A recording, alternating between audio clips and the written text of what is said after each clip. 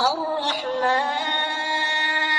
علم القرآن خلق الإنسان علمه البيان الشمس والقمر بحسبان والنجم والشجر يسجدان والسماء رفعها ووضع الميزان ألا تطغوا في الميزان وأقيموا الوزن بالقسط ولا تخسروا الميزان والأرض وضعها للأنام فيها فاكهة